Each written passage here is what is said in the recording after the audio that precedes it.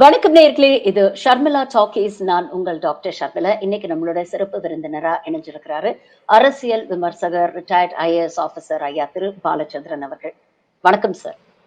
வணக்கம் டாக்டர் ஷர்மிளா. வணக்கம். நாடு போட ஒரு வாரமா பாத்தீங்கன்னா இந்த ஓட்டு திருட்டு பிரச்சனை ஓடிட்டு இருக்கு. எலெக்ஷன் கமிஷன் கொடுத்த பிரஸ் கான்ஃபரன்ஸ் கேள்விகளுக்கு விடை தரும்னு பார்த்தா இன்னும் பல கேள்விகளை தான் எழுப்பியிருக்கு. இந்த சூழ்நிலையில தான் இன்னைக்கு பாத்தீங்கன்னா பார்லிமெண்ட்ல ஒரு பெரிய அமளி துமளியே நடந்திருக்கு. எல்லாமே அமித்ஷா கொண்டு வந்த ஒரு கான்ஸ்டிடியூஷனல் அமெண்ட்மெண்ட் பில் நம்பர் 130. இந்த பில் மூலமாக யாராக இருந்தாலும் பிரதமர்ல ஆரம்பிச்சு சிஎம் வரைக்கும் எல்லா மினிஸ்டர்ஸ் இருந்தாலும் அவங்க மேல ஒரு வழக்கு வந்துருச்சு, 30 நாட்களுக்கு மேல அவங்க சிறையில் இருந்தார்கள் என்றால் அவர்கள் பதவி ராஜினாமா செய்ய வேண்டும் அப்படிங்கிற ஒரு சட்ட திருத்த மசோதாவை கொண்டு வந்திருக்கிறாங்க. அவசரமா இதை கொண்டு வர, அதுவும் இப்ப கொண்டு வர வேண்டிய ஒரு நோக்கம் என்ன? ஏன்னா பாஜக ஒரு விஷயத்த செஞ்சா கண்டிப்பா பல ஆங்கிள் யோசிச்சிருப்பாங்க அப்படிங்கிறது நமக்கு புரியும். சோ என்ன நோக்கத்தோட இதை கொண்டு வந்திருக்காங்க? ராகுல் காந்தி இன்னொரு யாத்திரை ஆரம்பிச்சிருக்காரு. அது இந்த ரிப்போர்ட்ஸ் எப்படி வருதுன்னா பலத்த வரவேற்பு இருக்கிறது மக்கள் மத்தியில். அது அகில இந்திய அளவுல சந்தேகம் வந்துருச்சு, இது எலெக்ஷன்ல ஏதோ கோல்மால் நடந்திருக்கு. ஏன்னா எலெக்ஷன் கமிஷன் நடந்துகிட்ட முறை சரியில்லை, அவங்க வெளிப்படைத்தன்மையோடு நடக்கல. அந்த பிரஸ் கான்ஃபரன்ஸ் ஒரு disaster. I don't know why Ganesh chose to have that press conference. Ganesh Kumar ஒரு பியூரோக்ராட்ல எத்தனை பேருக்கு பிரஸ் அட்ரஸ் பண்ண முடியும், பிரஸ்ஸுடைய கேள்வி ஃபேஸ் பண்ண முடியும்? They are not trained for it. அப்போ he can be easily exposed. இப்போ இவங்க அரசியல்வாதிகள் சாமர்த்தியம் கேள்வி பெஸ்ட் இருப்பாங்க, வேற கேள்வி கேட்பாங்க. ஆனா இவர் என்ன பண்ணிட்டாரு, எந்த கேள்வி கேட்டாலும் நெக்ஸ்ட் கொஸ்டின் ப்ளீஸ் அப்படின்னு அந்த கேள்விக்கு பதில் சொன்னாங்க. உதாரணம் அனுப் தாக்கூர்னு ஒருத்தர் ராகுல் காந்தி இந்த மாதிரி மகாதேவ்புர் அசம்பிளி கான்ஸ்டியூன்சியில இவ்வளவு கோளாறு நடந்திருக்குன்னு சொன்ன போது ரேபர்லையும் நடந்திருக்கு, அமைதியிலையும் நடந்திருக்கு, வயநாடுலயும் நடந்திருக்கு. அதாவது ராகுல் காந்தி, அவங்க அம்மா, அதுக்கப்புறம் அவங்க தங்கச்சி எல்லாரையும் புரிய வச்சு அவர் குற்றம் சாட்டினார். இப்ப ராகுல் காந்தி அப்படின்னு இதுல பிரஸ்ல கேட்கிறாங்க, அவர் அப்படி சொல்லியிருக்காருங்க, ராகுல் காந்தியை நீங்க பிரமாண பத்திரம் தாக்கல் பண்ணணும்னு சொன்னீங்க, ஏன் அவர் பிரமாண பத்திரம் தாக்கல் பண்ணணும் அனுப் தாக்கூர் ஏன் கேட்கல? இதுக்கு பதில் இல்லை. இல்ல ரெண்டுக்கு வித்தியாசம் இருக்கு. என்ன வித்தியாசம் இருக்க முடியும்? ரெண்டு ஒரே மாதிரியான குற்றச்சாட்டு தானே. அப்ப இது மாதிரி பல விஷயங்கள் அதுக்கப்புறம் இது சுப்ரீம் கோர்ட் வெளிப்படையா சுப்ரீம் கோர்ட்ல இன்டர்வியூ பண்ற வரைக்கும் நீதி கிடைக்காதுன்னு நிலைமை இருந்தது. நீங்க 65 லட்சம் வாக்காளர்கள் நீக்கிருக்கீங்களே, ஒவ்வொரு வாக்காளரையும் எதுக்காக நீக்கிறீங்கன்னு சொல்லி 65 லட்சம் சேர்ந்து ஒட்டு லிஸ்ட் போடுங்க அப்படின்னு சொல்லி அவங்க கட்டளை பிறப்பிச்சாங்க. அதனால இப்ப அதை செய்ய வேண்டிய கட்டாயத்தில் இருக்காங்க. அதுல நிறைய குழப்பங்கள் மறுபடியும் வெளிப்படையாகும். எந்த ஒரு எலெக்ஷன் ரோலையும் தப்பு நமக்கு இருக்கும். எவ்வளவு பெர்ஃபெக்டா நம்ம ட்ரை பண்ணாலும் தப்பு இருக்கும். ஆனால் அவர்கள் வேறு, அந்த மாதிரி தவறுகள் வேறு. இந்த மாதிரி தவறுகளா நடக்கும்போது அதை மூடி மறைக்கிறதுக்கான முயற்சி இருக்கு. எலெக்ஷன் கமிஷன் என்ன பண்ணிருக்கணும்? ராகுல் காந்தி சொன்னோம்னா நாங்க எல்லாத்தையும் விசாரிக்கிறோம். விசாரிச்சு ரெண்டு சொன்னாங்க, நீங்க சொன்னது சரியில்லைன்னு சொன்னாங்க. ஒரே ஒரு அசம்பிளி ஒரே ஒரு ஓட்டர் 3 அசம்பிளி கான்ஃபரன்ஸ்ல ஓட்டரா இருக்காருன்னு சொன்னாரு. இல்ல அது கிடையாது அப்படின்னு சொன்னாங்க. ஒரே ஒரு பெண்மணி ஒரு அசம்பிளி கான்ஃபரன்ஸ்ல 2 போலிங் பூத்ல ஓட்டு போட்டிருக்காங்க, அல்லது ஓட்டு போடுறதுக்கான ரெஜிஸ்ட்ரேஷன் பண்ணியிருக்காங்க மாதிரி சொன்னாரு. அது இல்லைன்னு சொன்னாங்க. குட், சொல்லட்டும். ராகுல் காந்திக்கு கீழே உள்ள ஆட்கள் சொன்னதுல சில தவறுகள் இருக்கு. அப்ப அந்த தவறுகள் இருக்குன்னு சொல்லி இந்த 2 மட்டும் சொன்னீங்களே, ஒரே ஒரு ஸ்டுடியோ அபார்ட்மெண்ட்ல 47 பேர் இருந்தாங்கன்னு சொல்லி வந்தது, இந்தியா டுடே போய் வெரிஃபை பண்ணாங்களே, அவங்க ராகுல் காந்தி சொன்னது சரிதான் சொன்னாங்களே, அதை பத்தி ஏன் நீங்க விசாரிக்க மாட்டேங்கிறீங்க? இப்ப ஹிந்து ரொம்ப விவரம் போட்டிருக்காங்க. நீங்க மொத்தமே 65 லட்சம் வாக்காளர்கள்ல டீல் பண்ணிக்கீங்களே, அதுல ஏற்கனவே 32 லட்சம் பெண்கள். இப்ப வாக்காளர்களை டிலீட் பண்றதுக்கு யார் யாரெல்லாம் டிலீட் பண்ணலாம்? அவங்க ரெசிடென்ஸ் சேஞ்ச் பண்ணியிருந்தா அல்லது இறந்து போயிருந்தா. போன எலெக்ஷன் ரோக்கு பண்ணதுக்கு அப்புறம் இன்னைக்கு நம்ம டோர் டு டோர் எனுமரேஷன் பண்ண போகுது நடந்திருக்கு. இதுல டோர் டு டோர் எனுமரேஷன் இவங்க பண்ணல. இவங்க பாட்டுக்கு இந்த ஃபார்ம் நீங்களே அப்லோட் பண்ணுங்க எலக்ட்ரானிக்கலி அப்படின்னு சொல்லிட்டாங்க. கிராமத்தில் உள்ள எத்தனை பேருக்கு எலக்ட்ரானிக்கலி அப்லோட் பண்ண தெரியும்? அது ஒரு பக்கம். இந்த 32 லட்சம் பெண்கள்னா இவங்க சொல்ற ஆர்குமெண்ட் அடிபட்டு போயிருது. ஏன்னா ஆண்கள் தான் அதிகமா மைக்ரேட் ஆகுறாங்க. அவ பெண்கள் எப்படி இவ்வளவு அத்தனையும் கோளாறுகள் நடந்திருக்கு. இவங்க எலெக்ஷன் கமிஷன் வெளிப்படைத்தன்மையோட நடக்கவும் இல்லை. அந்த பிரஸ் கான்ஃபரன்ஸ் இவங்களை இன்னும் எக்ஸ்போஸ் பண்ற மாதிரி ஆயிடுச்சு. அப்ப நாடு பூரா இது மாதிரி எப்படி பாரத் ஜோடோ யாத்திராக்கு அப்புறம் ராகுல் காந்தியை பத்தி நாடு பூரா பேசுறாங்களோ அது மாதிரி இப்ப நாடு பூராமே இந்த பிபிசி ஒரு காலத்துல காங்கிரஸ்க்கு எதிராக புகார் சொன்னார். நாடு பூரா அதை நம்பினாங்க. அவர் சொன்ன புகார் ஒரு சாதாரண ஒரு இவங்கிட்ட ஒரு சின்ன பிள்ளைகிட்ட போய் பிபிசி அவருக்கு இல்ல போனார். போன போது பக்கத்து நிறுவனம்லாம் சொன்னாங்க, இது என்ன நாடு நம்புதுன்னு நினைக்கிறீங்களான்னு. இவர் வண்டி நிப்பாட்டினார். நிப்பாட்டி கிராமத்துல நிப்பாட்டி 4 கிராமத்துக்காரர்கள் கேட்டார். ஆமா இந்த இதுல மோஃபர்ஸ்ல வந்து என்ன நினைக்கிறீங்க அப்படின்னா, அது ஏதோ ஊழல் நடந்திருக்குன்னு நினைக்கிறேன் ஜாமி அப்படின்னாங்க. அந்த அளவு பரவி இருந்துச்சு அந்த நியூஸ். இப்ப அது மாதிரி பரவுது. அது உண்மைதான், பரவணும், அது தேவை நாட்டின் ஜனநாயகத்தை காப்பதற்கு. ஆனா நாட்டின் ஜனநாயகத்தை காப்பாதலே அந்த பிஜேபி இன்ட்ரெஸ்டோட இருக்காங்க. உடனடியா வந்து திசை மாற்றி விடுவோம் அப்படிங்கிறதுக்காக ஒரு காரணம். இன்னொன்று வந்து இந்த மாதிரி வந்து எதிர்கட்சி இப்ப எந்த பிரதமர் ஆட்சியில் இருக்கும்போது அந்த பிரதமர் 30 நாள் உள்ள வைப்பாங்க, அது நடக்கிற விஷயம். அப்ப ஆளுங்கட்சிக்கு ஒண்ணுமே நடக்காது. வியாபாரம்னு சொல்லி ஒரு ஊழல் வந்துச்சு, மகா பெரிய ஊழல். அது யாராவது ஒருத்தங்க பிஜேபி காரங்களை அரெஸ்ட் பண்ணி உள்ள வச்சாங்களா? அப்ப இவங்க ஆட்சியில் இருக்க வரைக்கும் இவங்க ஆட்களும் தொடப்பட்டாங்க. மற்றவங்க வந்து இப்ப இடியுடைய ரெக்கார்டு என்ன, 1 விழுக்காடு தான் அவங்க வந்து 3000 கேஸ் வந்து ஆரம்பிச்சிருக்காங்கன்னா அதுல 1% தான் அவங்க கோர்ட்டு கொண்டு போயிருக்காங்க சார்ஜ் ஷீட் பண்றது, 1 to 2%. அதுலயும் வந்து லெஸ் தென் 1% தான் கன்விக்ஷன் ஆயிருக்கு. ஆனா ஜெயில வச்சிருக்காங்க, மாசக்கணக்கில் ஜெயில வச்சிருக்காங்க, பல பேரும் ஜெயில வச்சிருக்காங்க. இதுல deputy chief minister of Delhi அவர் ஜெயில வச்சிருக்காங்க மாசக்கணக்கில். இவர் அரவிந்த் கெஜ்ரிவால் அவர் வந்து கடைசியில் வந்து அரெஸ்ட் பண்ணாங்க. இப்ப இதெல்லாம் வந்து அவர் 30 நாளைக்கு மேல இருந்தாரு, போகணும் சிஎம் போஸ்ட் காலி அப்படின்னா இவங்க வந்து கடைசி வரைக்கும் சார்ஜ் ஷீட்டே பண்ணாம இருந்தாங்கன்னா, அல்லது சார்ஜ் ஷீட் பண்ணி அவர்கள் குற்றமற்றவர்கள் கோர்ட்ல நிரூபிக்கப்பட்டால் அவங்க பதவியை காலி பண்ணது எந்த விதத்தில் நியாயமாகும்? இது என்ன ஜனநாயகம் இவங்க பண்றது?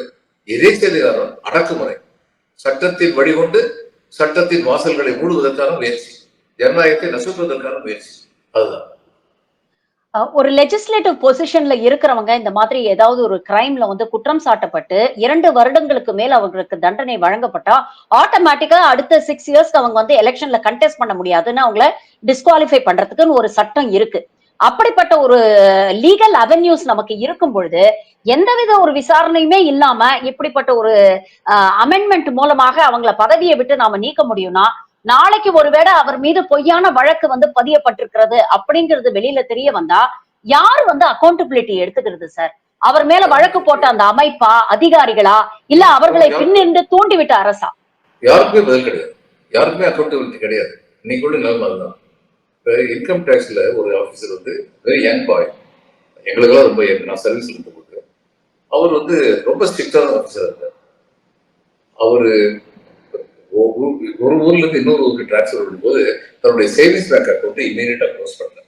இப்ப நாங்களும் தான், நான் ஜல்பேர்ல இருந்தேன், வந்துட்டேன், அதுக்கப்புறம் 1 வருஷம் கழிச்சு தான் க்ளோஸ் பண்றேன். அதுல ஒன்றும் அவசரம் இல்லையே அப்படின்னு சொல்லிட்டு. இன்னொன்னு என்னன்னா, ஏதாவது ஷேர் மார்க்கெட்ல இது வாங்கியிருந்தாங்க, ஷேர் வாங்கியிருந்தேன்னா அந்த டிவிடெண்ட்லாம் அந்த அக்கௌண்ட்டுக்கு போகும். அதை மாத்துறதுக்கு வந்து டைம் எடுக்கும், எல்லாத்தையும் இன்ஃபார்ம் பண்ணி எல்லாம் பலவித காரணங்களால அந்த அக்கௌண்ட்டை க்ளோஸ் பண்ணாம இருக்கும். இந்த பையன் வந்து இந்த ஆபீசர் வந்து அது மாதிரி க்ளோஸ் பண்ணாம இருந்தார். இவரால் பாதிக்கப்பட்ட குற்றவாளிகள் சில பேர் கூட்டு சேர்ந்து என்ன பண்ணாங்க, பீரியாடிக்கல் அந்த அக்கௌண்ட்டோட பணம் போட்டாங்க. கேஷ் 20,000, 30,000, 40,000 போட்டு சிபிடிடி கடுதல்.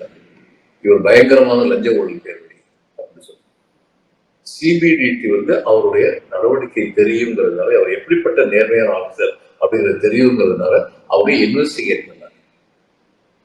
இது உடனடியாக அவர் மேல நடவடிக்கை எடுக்கலாம். அவர் மேல அவர் வந்து இன்வெஸ்டிகேட் பண்ணாங்க. அவர்கிட்ட கேட்டாங்க, அவர் சொல்லி இந்த அக்கௌண்ட் க்ளோஸ் பண்ணல சார், நான் யாரும் இப்ப அந்த அக்கௌண்ட்ல பணம் போட சொல்ல சார். அப்ப விசாரிக்கும் போது பேங்க்ல போய் விசாரிச்சு, இந்த நாட்டுல முழுமையான விசாரணை தான் எல்லாருமே வெளியில வரும். அப்போ எல்லா ஒரு 7-8 அக்கௌண்ட் கேஷ் போட்டுட்டாங்கன்னா 2-3 அவங்க கண்டுபிடிச்சாங்க இது வந்து இந்த மாதிரி வேணுமே பண்ணாங்க அப்படின்னு. இப்ப எதுக்கு சொல்ல வரேன்னா, அப்ப இப்படி வேணுமே ஒரு நல்லவங்க வந்து குற்றவாளியை சித்தரிக்கிறாங்க. இது வந்து ஜூரி ஸ்டூடெண்ட்ஸ் வந்து என்ன சொல்றது, 100 குற்றவாளிகள் தப்பிக்க விட்டு விடலாம், ஆனால் ஒரு நிரபராதியை தண்டிக்க கூடாது, அதுதான் சட்டம். ஆனா இவங்க இது வரைக்கும் வேற ஒண்ணு ஏடியோட நடவடிக்கை என்னன்னு சொல்லி மாறி மாறி இவங்க வந்து அடிச்சிருக்காங்க சுப்ரீம் கோர்ட்ல. நீ ரவுடித்தனமா நடத்துற அப்படின்னே கேள்வி கேட்டிருக்காங்க. அப்படிப்பட்ட ஏடி மூலமா கேஸ் ஆரம்பிச்சு ஒருத்தர் உள்ள வைக்கிறது கஷ்டம். இப்ப கோர்ட் வந்து they will go by evidence, கிடைக்கிற சாட்சியங்களின் அடிப்படையில் தான் நீதிமன்றம் வந்து தன்னுடைய வழக்கு விசாரணை நடத்த முடியும். வந்து சொல்றாங்க, இந்த பாருங்க சார், நாங்க அவங்க அக்கௌண்ட்டை பார்த்துட்டோம், 2 லட்சம் இருக்கு, 10 லட்சம் இருக்கு, அவருடைய சொந்தக்காரரை பார்த்துட்டோம், அவருடைய அக்கௌண்ட்ல இருக்கு. என்ன வேணாலும் சொல்லலாம் சார். அவருடைய மாமனாருடைய 2வது ஒய்ஃபுடைய ஓர்படியாளுடைய தம்பி மகன் இருக்க பாருங்க, அவங்க அக்கௌண்ட்ல இருந்து 40 லட்சம் ரூபாய் இருக்கு சார் அப்படின்னு கூட சொல்லலாம். இந்த மாதிரி சொல்லி அப்ப கோர்ட் வந்து இதெல்லாம் விசாரிக்கிற வரைக்கும் அங்கிருந்து என்ன சொல்லுவாங்க, அரசியல்வாதி சார் வெளியில இருந்தா இவர் எல்லாத்தையும் கரைச்சிடுவாரு, அப்ப உள்ள வச்சிருக்கணும் அப்படின்னு சொன்னா கோர்ட் வந்து என்ன சொல்லும், கோர்ட் என்ன சொல்ல முடியும், ஆமா அப்புறம் நீதிமன்ற விசாரிக்க நீதிமன்ற காவல வச்சிருக்க. இப்ப இவங்க நீதிமன்ற காவலுக்கும் இது காவல்துறை காவலுக்கு எந்த வித்தியாசம் இந்த சட்டத்தில் இருக்குமான்னு எனக்கு தெரியல. 30 நாள் உள்ள இருந்தா போதும். இது இது வந்து எதிர்கட்சிகளுடைய குரல் வலையை நெருக்கிற முயற்சி, வேற வேற வார்த்தை இருக்கிறது. நீங்க ஐஏஎஸ் ஆபிசர்னு சொன்னோன்னு எனக்கு ஞாபகம் வந்து சார், 2019 இதே மாதிரி ஒரு ஐஏஎஸ் ஆபிசர் மோடியுடைய சாப்பரை எலெக்ஷன் டைம்ல அவர் வந்து இன்ஸ்பெக்ட் பண்ணார் அப்படிங்கிறதுக்காக அவரை வந்து பதவியை விட்டு சஸ்பெண்ட் பண்ணாங்க. அதுக்கப்புறம் ஒரு நீண்ட நெடிய சட்ட போராட்டத்துக்கு அப்புறம் அவர் திரும்ப வந்து வேலைக்கு சேர்ந்தார். அதே சண்டிகர் மேயர் தேர்தல்ல வெளிப்படையாக சிசிடிவி கேமரா முன்னால முறைகேடு செய்தவருக்கு வந்து கோர்ட் வரைக்கும் வழக்கு போச்சு. ஆனா அதுல அவருக்கு எந்த தண்டனையும் வழங்கப்படல. ஆமா. இப்போ இந்த அமெண்ட்மெண்ட் ஆக்ட்ல வந்து ஏன் பிஎம் சிஎம் மினிஸ்டர்ஸ் அப்படின்னு சுருக்குறாங்க? ஒரு அரசியல் பதவின்னு வந்துருச்சுன்னா ஒரு கான்ஸ்டிடியூஷனல் ரெஸ்பான்சிபிலிட்டி எல்லாருக்கும் உண்டு இல்ல? பிஎம்ல ஆரம்பிச்சு ஒரு சாதாரண பியூன் வரைக்கும் அதே கான்ஸ்டிடியூஷனல் ரெஸ்பான்சிபிலிட்டி தானே இருக்கு. அப்ப ஏன் இப்படி சுருக்குறாங்க? இது அவசரமா இப்போ நடைமுறைப்படுத்த வேண்டிய தேவை. இது அரசியல்வாதிகளை அடக்கி, எதிர்கட்சி அரசியல்வாதிகளை அடக்கி வைக்க வேண்டுங்கிற ஒரு காரணம் தவிர எந்த காரணமும் கிடையாது. இவங்களா நீதி பரிமாற்றம் இந்த நாட்டில் நடக்க வேண்டும் என்று இவர்களா ஆசைப்படுகிறார்கள். எத்தனை எத்தனை பிரிட்ஜு கொலாப்ஸ் ஆயிருக்கு. உத்தரகண்ட்ல மழை பெஞ்சதுன்னா ரோடு வந்து மோசமா போகும் கேள்விப்பட்டிருக்கோம். செதுக்கப்பட்ட கற்சிலைகள் கரைஞ்சு போகுமா? அதை பார்த்துமே உத்தரகண்ட்ல ராம் ஜென்மபூமி சொன்னாங்களே, அங்க உள்ளவங்க எல்லாம் குறைவான விலைக்கு வாங்கிட்டு இவங்க ராம் ஜென்மபூமி கொடுக்கும்போது மிக அதிகமான விலை கொடுத்தாங்க ஒரு கம்ப்ளைண்ட் வச்சு. இவங்க இந்த ராம பக்தர்கள் தானே இது செஞ்சாங்க. அங்க இருந்து சின்ன சின்ன இந்த பூக்களை பண்ணிட்டு இருந்தவங்க அதை பண்ணிட்டு இருக்காங்க. சில பேர் விரட்டி விட்டாங்களே, எதுக்கு பெரிய ரிசார்ட் கட்டணும்? என்ன ராமபுரம் சொன்னாரா? ஏழையில விரட்டிட்டு பெரிய ரிசார்ட் கட்டுங்க, பணக்காரங்கள்லாம் வந்து நீ பார்க்கணும். எந்த கடவுள், எந்த மதத்தின் கடவுள் அப்படி சொல்லுவார்? ஏழையின் சிரிப்பில் தான் கடவுள் இறைவன், நாம் அனைவரும் இறைவனை காண வேண்டும். இறைவன் வந்து ஏழையின் சிரிப்பில் தான் வருகிறார். நீங்க பிள்ளையார்பட்டியில் இருக்கேன், ஒரு இது தேவகோட்டைக்கு வந்துட்டேன். பிள்ளையார்பட்டிக்கு போனது அங்கே என்னுடைய நண்பர் எப்படியோ டிவியில் இருக்கிறதுனால போந்திருந்தது. அவர் என்னை மட உள்ள கூட்டு போய் கியூவில் நின்றுட்டு மீறி உள்ள கூப்பிட்டு, நான் கோயிலுக்கு போய் சிற்பங்களை பார்த்துருக்கேன். இதெல்லாம் டைம் எடுக்காது அப்படின்னா, பூஜைக்கு டைம் எடுக்கணும், நான் சிற்பங்கள்லாம் பார்த்துட்டு வந்துடுவேன். எனக்கு மனசுக்குள்ள தோணுச்சு, இந்த மாதிரி கியூல நிக்காம கியூ பிரிச் பண்ணிட்டு போறாரு, அவருக்காக கடவுள் ஆசீர்வாதம் கொடுப்பாரு. பக்திபூர்வம் இருந்தா பக்திபூர்வத்தோடு நிக்கிறவங்க தான் கொடுப்பாரு. ஆனா என்னுடைய நண்பர்கள் நம்ம இதுக்கு அவருக்கு வந்து விவாதம் பண்ணிக்கிட்டு இருக்கட்டும், இது என்ன தேவைன்னு சொல்லிட்டு ஒரு 1/2 நிமிஷம் திரையத்தை விளக்கிட்டு மறுபடியும் மூடினாங்க பூஜை எல்லாம் பண்றது.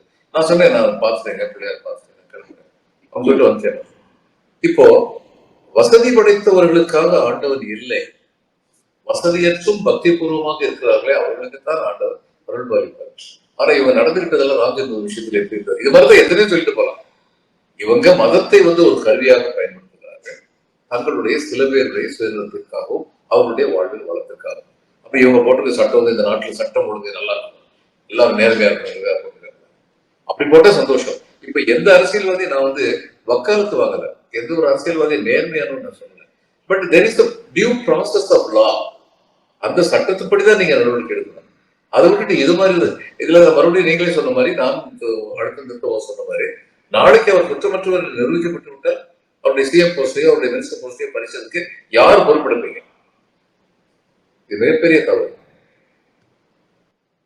இன்னொரு பக்கம் நீங்க பாத்தீங்கன்னா ஒரு மீடியா நரேஷன் ஒண்ணு கிரியேட் பண்ண முயற்சி பண்ணிட்டு இருக்காங்க. எல்லா மீடியாவும் பாத்தீங்கன்னா இது ஒரு ஹிஸ்டாரிக் அமெண்ட்மெண்ட் அப்படின்னு ஒரு புகழ்ந்து தள்ளிட்டு இருக்காங்க. இன்னொரு பக்கம் பிரசாந்த் கிஷோர் போன்றவர்கள் நியாயம்தான், தப்பு செஞ்சவங்க தண்டனை வாங்கித்தானே ஆகணும், ஜெயில உட்கார்ந்து அவங்க ஆட்சி செய்ய நம்ம அனுமதிக்கலாமா அப்படிங்கிற ஒரு நரேட்டிவை கிரியேட் பண்றாங்க. சோசியல் மீடியாலேயே நிறைய பேர் என்ன சொல்றாங்க, நல்ல பில்லு தானே, நல்ல அமெண்ட்மெண்ட் தானே, தப்பு செஞ்சாங்கன்னா அவங்க தண்டனை அனுபவிக்கணும், அவங்க அந்த பதவியில நீடிக்க கூடாது அப்படிங்கிற ஒரு கருத்தையும் வந்து பதிவு செய்யறாங்க அப்படிங்கறத நம்ம பார்க்க முடியுது. அது நமக்கு எந்த சந்தேகம் இல்லையே, அது தப்பு செஞ்சா தண்டனை நமக்கு எந்த சந்தேகம் இல்லையே. ஆனா it is not a single units action. அப்ப நம்ம பல விஷயங்களை பத்தி பேசணும். ஜுடிஷியல் நிலை எதனால ஏற்படுது? எம்எல்ஏ எம்பிஸுக்கு மேல குற்ற வழக்கு இருந்தா அதுக்குன்னே தனியா நீதிபதிகள் நியமிச்சிருக்காங்க, அவங்க விரைந்து செயல்படணும். அதே மாதிரி ப்ராசிக்யூஷன் வந்து உடனடியா வந்து சார்ஜ் ஷீட் பண்ணணும். ஒருத்தர் மேல வந்து வழக்கு சிபிஐ வந்து ஒரு ப்ரொசீஜர் இருக்கு. முதல்ல வந்து பிஇன்னு சொல்லி ஒருத்தர் மேல ஒரு குற்றச்சாட்டு வந்ததுன்னா பூர்வாங்க விசாரணை நடத்துறதுக்காக பிஇன்னு சொல்லுவாங்க, பிரிலிமினரி என்கொயரி அப்படி சொல்லி அது பேரு. அந்த பிரிலிமினரி என்கொயரியில அவர் மேல வந்து சந்தேகங்கள் உறுதிப்படுத்தப்படுகிற அளவுக்கு ஆதாரங்கள் கிடைச்சா அதுக்கப்புறம் ஆர்சி வந்து ரிஜிஸ்டர் பண்ணுவாங்க, ரெகுலர் கேஸ் அந்த ரிஜிஸ்டர் பண்ணுவாங்க. இந்த ரெகுலர் கேஸ் ரிஜிஸ்டர் பண்ணதுக்கு இதெல்லாம் கவர்மெண்ட் ஆபீசர்ஸ் பத்தி அமைச்சர்களே இதை சொல்றாங்க. பெரும்பாலும் சிபிஐ உருவாக்குறதே கவர்மெண்ட் ஊழியர்களுக்காக. அப்ப ரெகுலர் கேஸ் ஆரம்பிச்சதுக்கு அப்புறம் சார்ஜ் ஷீட் பண்றாங்களா இல்லையா? சார்ஜ் ஷீட் பண்ணினால்தான் அந்த ஆபீசர் யார் மேல நடவடிக்கை இருக்காங்களோ அவங்கள பத்தி பேப்பர்ல பேர் அனுமதிக்கப்படும். இது ஒரு மரபு. ஏன்னா சார்ஜ் ஷீட்டே ஆகல அப்படின்னா நம்ம விசாரிச்சல குற்றம் இல்லைன்னா முதல்ல அவர் பேரை எடுத்து விட்டோம்னா அவருக்கு பாவம் எப்படிப்பட்ட கெட்ட பேர் வரும் அப்படின்னு. சில சமயங்கள்ல சிபிஐ அரசியல் அழுத்தத்திற்கு காரணமா இதை மீறி இருக்காங்க. ஆனா பெரும்பாலும் 100% விழுக்காடு இப்படித்தான். ஈடியில அது மாதிரி எதுவுமே கிடையாது. இப்ப இதுல போலீஸ் ரெகுலேஷன் என்ன போட்டுருக்குன்னா, ஒருத்தர் போலீஸ் ஸ்டேஷன் கூப்பிட்டாங்கன்னா அவரை எதுக்காக கூப்பிடுறாங்கன்னு போலீஸ் ஸ்டேஷன் சொல்லணும். உங்களை ஒரு விட்னஸா கூப்பிடுறோமா அல்லது உங்களை அக்யூஸ்டா கூப்பிடுறோமா, அது ரெண்டுக்கும் தனித்தனி சட்ட பிரிவுகள் இருக்கின்றன. அந்த சட்டப்பிரிவை எழுதணும். இந்த சட்டப்பிரிவின் கீழ் தாங்கள் அழைக்கப்படுகிறீர்கள், வருமாறு பணிக்கப்படுகிறீர்கள் அப்படின்னு சொல்லி எழுதணும். ஆனா இடி அது மாதிரி எதுவுமே கிடையாது. அப்ப இடி நீ கையில வச்சிருக்கவங்க என்ன வேணாலும் பண்ணாத நிலைமை இன்னைக்கு வரைக்கும் இருக்கு. அதனால இது எது எது இப்ப இவர் சமீபத்தில் பெரியசாமி மேல ரைட் பண்ணிருக்காங்க. எங்களுக்கு டாக்குமெண்ட்ஸ் கிடைச்சிருக்கு அப்படின்னு சொல்லியிருக்காங்க. நம்மள பரபரப்பா இருக்கும், இவ்வளவு டாக்குமெண்ட்ஸ் கிடைச்சிருக்காங்க. அப்ப இந்த டாக்குமெண்ட்ஸ் அடிப்படையில உடனடியா நீங்க வழக்கு பதிவு பண்ணுங்க. இன்னைக்கு சொல்றேன், இந்த பெரியசாமி மேல இவங்க 1 மாசத்துல சார்ஜ் பண்ணிட்டும் பார்ப்போம். பண்ண மாட்டாங்க. வேணும்னே டிஎம்கே பேரை கெடுக்கணும், இவங்க ஆர்ஜேடி பேரை கெடுக்கணும், காங்கிரஸ் பேரை கெடுக்கணும். இதெல்லாம் இவங்களுக்கு முக்கியம். நீதி பரிபாலனம் நடக்க வேண்டும்ங்கிறது இவங்களுக்கு முக்கியம் கிடையாது. யாரையாவது சரியான ஆதாரத்தோடு பிடிச்சாங்கன்னா அது டிஎம்கே இருக்கட்டும், கம்யூனிஸ்ட் கட்சியா இருக்கட்டும், யார் வேணாலும் இருக்கட்டும், குற்றம் செய்தவர்கள் தண்டிக்கப்பட வேண்டும். அது சந்தேகமே கிடையாது. ஆனா அதுக்கான ஸ்டெப்ஸை மடமடமடன் எடுக்கணும். அப்படி எடுக்காம விட்டாலே நமக்கு சந்தேகம் வரும், இது வேற காரணத்துக்காக ஏதாவது நடக்குது. பல விஷயங்களை இன்னைக்கு எங்களோட பகிர்ந்துகிட்டீங்க. திடீர்னு இப்படிப்பட்ட ஒரு அரசியல் ஸ்டண்ட் எல்லாம் பாஜக நடத்துறாங்க. அதற்கு பின்னால என்ன காரணங்கள் இருக்கு அப்படிங்கறத ரொம்ப தெளிவா எல்லாருக்கும் புரியுற வகையில எடுத்து சொல்லியிருக்கிறீங்க. பொறுத்திருந்து பார்ப்போம் அடுத்த கட்ட நடவடிக்கைகள் என்ன நடக்குது அப்படின்னு. இணைந்தமைக்கு ரொம்ப நன்றி sir. Thank you very much for join. வணக்கம் டாக்டர்.